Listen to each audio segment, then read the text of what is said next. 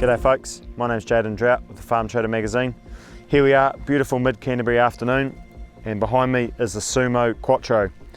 Now this is a 4-metre machine, Quattro also being Italian for 4, so we've got 4 main parts in the machine.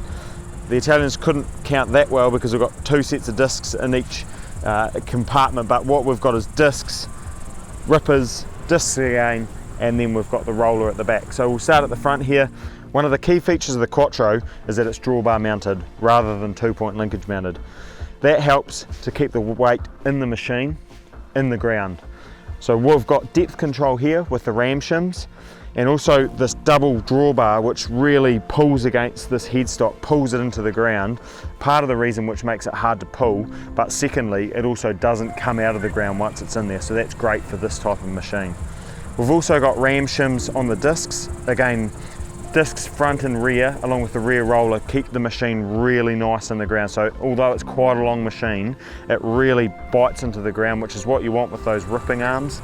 And the nitrogen accumulators on these big wing rams keep it planted and fixed in the ground. We've got double drive discs, so single hub which is greasable, and these 2 discs here are on the same shaft. So what happens in real trashy going is that if one disc stalls, the other one will likely get enough traction to keep the thing going. So that's on both here. They're rubber mounted to give that small bit of flex and a bit of contour following, and then we've got the board here which keeps things nicely in check. So as you can come back through the machine, here we've got the leg. Like a lot of the Simba machines with the rippers, the grassland rippers, or even the trio, or like we've got here on the Quattro, this is all cast. Hydraulically reset through the accumulators. Now this can maximum depth 400 mil, so 40 centimeters in the ground.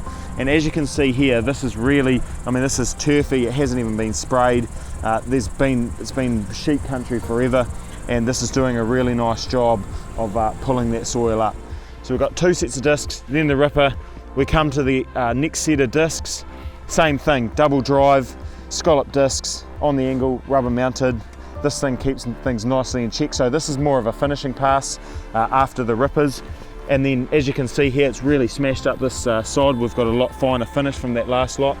And then we come back here to the large diameter roller. So now it's a deep V press roller. We've got scrapers on the back. As you can see here though, nice finish. This is a classic Sumo finish where the water stays in the V, and also this protects any seed from the elements. So it's a nice little V, nicely sheltered from the wind. The water runs into it, and so you end up with a really nice seed bed. What these guys have also done is we've got a rear roller. We've got the hydraulic ports which come all the way to the back, and this is a nice Delbo roller that Cochrane's have painted red. So again, we've got a 4.5 metre roller, so it's slightly wider than the machine, but big machine, large transport wheels. She folds up, takes plenty of horsepower to pull.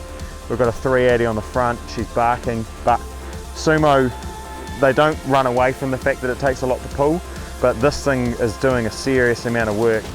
You can see that the soil's being lifted a good 2 or 3 inches, so that cracking on those wings, on those legs, on the rippers are really lifting that soil profile, which for this sort of arable country, this will go into veggies or a nice arable crop. And that compaction is just all alleviated, bang, it's been shattered up through the profile, and we've got excellent water holding capacity, and those roots can get nice and deep into that nutrients. Check out the upcoming review in the Farm Trader magazine. Check out the social media applications and the video at farmtrader.co.nz.